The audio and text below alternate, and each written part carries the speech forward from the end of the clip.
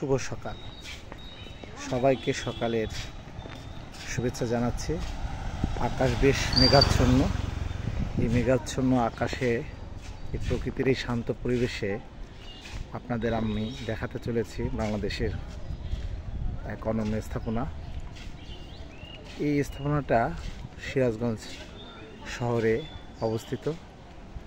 Eliot bridge. Eliot bridge স্থানীয় লোকদের কাছে বড় পুল নামে পরিচিত। এই ব্রিজটা বাংলাদেশ 8-10টা ব্রিজ থেকে ভিন্ন এই কারণে এই ব্রিজটা 1892 সালে এর কাজ শুরু হওয়া এবং 1895 সালের কাজ শেষ হয়। ব্রিজটি এখন অবধি স্বমহিমায় দাঁড়িয়ে আছে।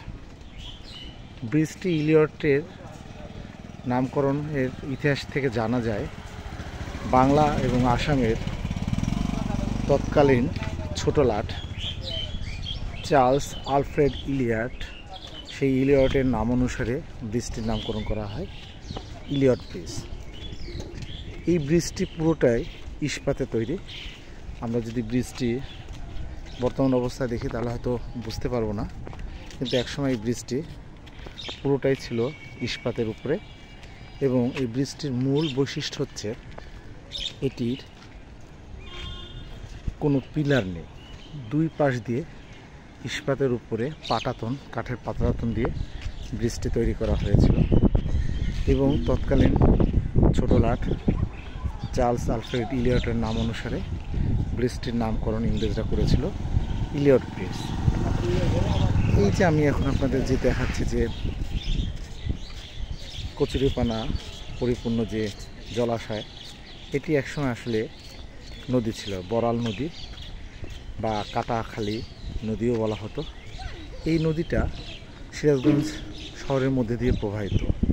তো উভয় পাশের যে জনসাধারণ, তাদের চলাচলের জন্য খুব অসুবিধা হতো। সেই অসুবিধা দূর করার জন্য তৎকালীন ইংরেজ শাসকেরা একটা পরিকল্পনা গ্রহণ করেছিল যে কি করে দুই প্রান্তের অধিবাসীদের যাতায়াত লাঘব করা যায়।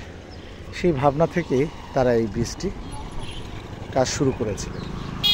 এই ব্রিজটি নির্মাণ ব্যয় তৎকালীন সময় প্রায় 45,000 টাকা খরচ হয়েছিল। যেহেতু বর্তমান সিরাজগঞ্জ পাবনার বৃহত্তর পাবনার অংশ ছিল, তো পাবনার জেলা প্রশাসক উদ্যোগ গ্রহণ করেছিল এই ব্রিজটির অর্থায়নের ক্ষেত্রে।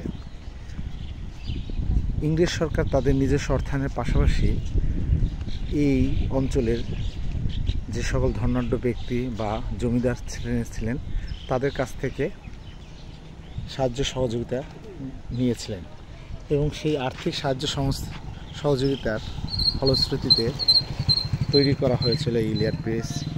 ইলিয়ট ব্রিজটি আমরা যে প্রান্তে রয়েছি সে প্রান্তে, শহরের এই প্রান্তে বেশ কিছু স্থাপনা আছে। আমরা আপনাদের দেখাবো যে ইলিয়ট ব্রিজের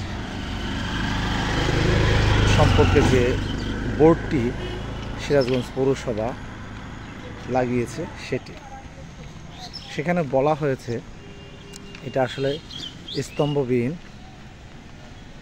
আর্চ সেতু এবং এই ব্রিজের 180 ফুট লম্বা এই ব্রিজটি বলা হচ্ছে এবং 16 ফুট চওড়া। এবং এই ব্রিজের উচ্চতা হিসাবে বলা হয়েছে 30 ফুট। 134 বছর অতিক্রান্ত এই ব্রিজটি এখনও স্বমহিমায় দাঁড়িয়ে আছে। এই ব্রিজটি থেকে নামার পর আপনাদের আমি দেখানোর চেষ্টা করব ব্রিজের কীভাবে সেই ইস্পাত বা স্প্যানের উপরে ব্রিজটি দাঁড়িয়ে আছে সেটি। দেখুন নিচে আমরা যদি দেখাই, এই যে নিচের এই অংশ এখনও কিন্তু সেই লোহার ইস্পাত আছে এবং তার উপরে কংক্রিটের এখন ঢালাই দেওয়া আছে। কিন্তু যখন ব্রিজটি তৈরি করা হয়েছিল তখন কাঠের পাটাতন দেওয়া ছিল। বেশ কয়েকবার এই ব্রিজটা সংস্কার করা হয়েছে এবং সংস্কার করে এই ব্রিজটাকে সংরক্ষণের উদ্যোগ গ্রহণ করেছে। তো সিরাজগঞ্জে যারাই আসেন তারাই একটাবারের জন্য হলেও এই ইলিয়ট ব্রিজে এসে ঘুরে যান এবং ইতিহাসের সাথে তারা নিজেদেরকে পরিচয় করানোর চেষ্টা করে।